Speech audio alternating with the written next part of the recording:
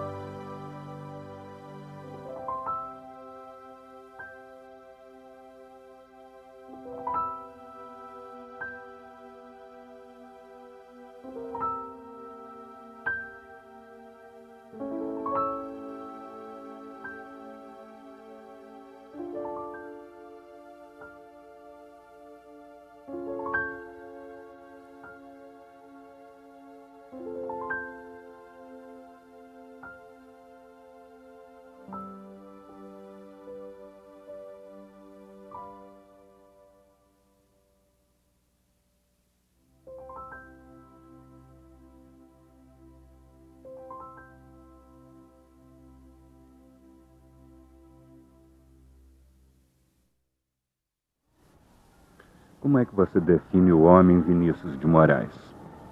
Eu diria que eu sou um labirinto, assim, em busca de uma saída que, evidentemente, ainda não encontrei, mas estou me aproximando dela, tenho a impressão. E a infância de Vinícius de Moraes, como é que foi? Bom, eu tive a sorte de ter uma infância muito feliz e muito livre, né? Pais muito bons, assim, muito compreensivos. E, sobretudo, uma felicidade muito especial que foi de ter meu pai ter tido reveses financeiros grandes e eu ter podido viver uma vida, não digo de menino pobre, mas de menino assim, remediado da Ilha do Governador, onde brinquei muito no mar e tive meus primeiros amigos em filhos de pescadores, as primeiras namoradinhas eram filhas de pescadores da ilha, sabe? Isso para mim foi um enriquecimento muito grande, sob todos os pontos de vista, não somente da poesia, como do menino Vinícius que eu fui na época. Fazer versos aos 18 anos, Vinícius, é praticamente uma compulsão. Mas no seu caso, como é que nasceu o poeta? Bom, o poeta, eu tenho a impressão que nasceu desde a primeira infância.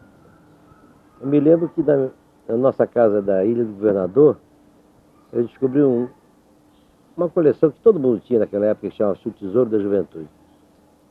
Isso havia em quase toda a casa brasileira. E quando a primeira vez que eu li o primeiro poema assim, eu senti que aquela forma era o meu meio de expressão, sabe? Então eu lia muito os poetas românticos brasileiros, Castro Alves, depois os pardasianos, Raimundo Correia, Olavo Bilac, sabe, Alberto Oliveira, esse pessoal todo. E à medida que eu lia, eu ia tentando copiar, sabe, fazendo coisas à maneira desses poetas. Isso para mim foi realmente uma coisa que me serviu muito quando mais tarde, aí pelos 17 anos, eu comecei a escrever poemas que eu achava que já tinha uma coisa pessoal minha, que já tinha um certo conhecimento de forma poética, assim, porque eu ficava tentando copiar o que aqueles poetas faziam, claro que usando outros temas, né? Por exemplo, eu me lembro que o navio negreiro de Castro Alves, eu inventei uma história toda, então refiz o poema à minha maneira, sabe? Guerra Junqueira, os poetas portugueses, também o Mel, coisa assim. Isso foi uma prática para mim eu acho, de grande auxílio quando eu descobri que eu tinha uma voz para poesia, que era uma voz própria minha. Qual é, na sua opinião, Vinícius, o sentimento mais importante do ser humano? Eu diria que o sentimento mais importante do ser humano é o amor, né? O amor, para mim, continua sendo um grande exemplo. Mas há um sentimento que eu defino como o sentimento mais positivo do ser humano, que é o sentimento da esperança. Em primeiro lugar, que é um sentimento gratuito, né? Você não precisa pagar nada para ter esperança. E depois é um sentimento tão afirmativo, quer dizer, enquanto o homem tem esperança, eu acho que ele pode viver e pode viver em condições favoráveis, não só a ele, como às pessoas que o circundam. Quer dizer, um homem que tem esperança, em geral, não faz mal a ninguém, né? Um dia você se definiu, Vinícius, como o branco mais preto do Brasil. Por quê? Eu acho que isso foi sobretudo depois que eu entrei em contato com o candomblé baiano, sabe? Quando eu comecei a fazer aquela série de afro-sambas que eu fiz com o Baden Powell, e aí realmente aquele lado da Bahia me interessou muitíssimo, né? Eu comecei a estudar um pouco, a entrar em contato, e a magia de tudo aquilo, sabe? E eu me senti, e depois também, efetivamente, o meu contato com o lado musical, do lado do samba, minha amizade com Pixinguinha, com Ciro Monteiro, com Ismael Silva, né? Nelson Cavaquinho, Donga. Quer dizer, tudo isso E depois a importância que eu dou à influência negra, né? Em nossa arte em geral, sobretudo na música. Eu sinto aquilo profundamente. Então, é uma maneira de dizer, né, que eu sou o branco mais preto do Brasil, porque realmente, se me desse para escolher, eu queria ter nascido negro, né? Vinícius, quem está morrendo, a poesia ou os poetas? Olha, velho, eu não sei se os poetas estão morrendo, não, porque agora, depois que saiu o poema Sujo do Goulart, eu acho que houve uma ressurreição tremenda, né? Eu acho esse poema de uma importância muito grande em nossa poesia. Mas é que eu acho que a poesia não está morrendo, não. Agora, porque a poesia está aí, né? Os poetas é que não têm correspondido, né? Os seus amigos da velha guarda acusam você de haver abandonado a poesia para se dedicar à música popular. Como é que você responde a essa crítica? Bom, eu respondo agora com esse livro, eu não tenho parado de fazer poesia, não. Eu de 70 para cá, eu editei pelo menos uns 5 ou 6 livros, né? 2 em Buenos Aires e 2 da Bahia, e agora esse. Quer dizer, é lamentável que tenham sido edições pequenas, né? Quer dizer, eu não pude ainda reunir elas em livro para venda mais para público, né? Foram edições feitas. Na Bahia tem o meu poema sobre a morte de Neruda, né? Se chama História Natural de Pablo Neruda. Foi feita das edições Macunaíma, lá com o Calazans Neto, na Bahia. E agora, lá em Buenos Aires também, eu editei 2 livros pequenos, edições pequenas também. Mas tudo isso virá à tona mais tarde, claro, quando eu puder reunir isso tudo num livro, né? Que eu estou compilando pouco a pouco e tal, sem muita pressa. Não é exato, não tenho parado de escrever poesia. Você tem todo o formato, Vinícius, de torcedor do Flamengo. Por que você torce pelo Botafogo? Olha, meu filho que me dizia isso era o Ciro Monteiro, sabe? O Ciro não se conformava de eu ser Botafogo. Ele disse, mas você tem tudo para ser Flamengo e Botafogo. Mas eu respondia sempre a ele que isso é uma fidelidade mais ou menos à infância, o bairro onde eu mais vivi, né? Fui estudante quase que todo o meu tempo de secundário, primário e secundário foi feito em Botafogo, em casa de meus avós paternos. Porque eu criei um certo carinho pelo bairro, tá, viu? E daí talvez o fato de eu torcer pelo Botafogo, né? Mas eu sou realmente, por dentro, eu sou Flamengo, eu sinto isso. Você é o poeta, Vinícius, que redescobriu e revalorizou o soneto. Por que essa preferência pelo soneto? É que eu acho que o soneto é como uma prisão sem, sem barreiras, sabe? Sem grades. Quer dizer, eu acho que o soneto é uma forma, na poesia, que você pode atingir a maior liberdade dentro da prisão que ela oferece. Aliás, o soneto só me interessa assim, né? Quer dizer, se você conseguir exprimir o que você quer dizer naqueles 14 versos, viu? Seja em decassílabo, seja em alexandrino, seja de que forma for, mas com o máximo de liberdade, compreende? Aí eu acho que é uma forma que tem uma capacidade de síntese muito grande, entendeu? Então, por que não fazer sonetos? Eu acho que esse preconceito contra os sonetos dos ultramodernos é uma besteira total. Como em qualquer forma, aliás, o que tem que se atingir é uma beleza, é uma certa perfeição dentro do que você está dizendo, né? Se você não fosse Vinícius de Moraes, quem você gostaria de ter sido? Olha, se me desse para escolher, eu gostaria de ter sido meu grande irmão negro, Alfredo da Rocha Viana, sabe?